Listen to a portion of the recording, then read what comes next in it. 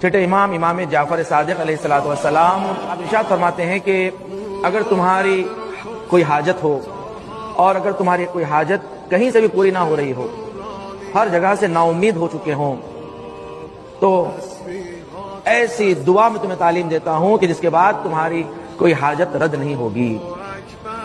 اور یہ آیت اللہ مراشی نجفی کی وصیتوں میں سے بھی ہے۔ انہوں نے خاص طور سے وصیت کی تمام شیعوں کو اور مخصوصاً طلاب علوم دینی کے لیے، علماء کے لیے، اور یقیناً آیت اللہ مراشی نجفی بھی اس کے پابند تھے۔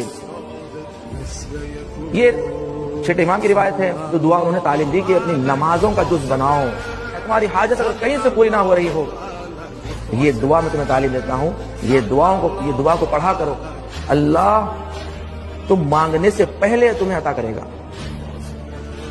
اللہم انی اسألک بحق فاطمہ وابیہا وبعلہا وبنیہا والسر المستودع فیہا ان تصلی علی محمد وآل محمد وان تفعل بی ما انت اہلو ولا تفعل بی ما انا اہلو۔ امام فرماتے ہیں تمہاری دعا اگر کہیں سے پوری نہ ہو رہی ہو، یہ دعا پڑھنے سے تمہاری حاجت پوری ہوگی۔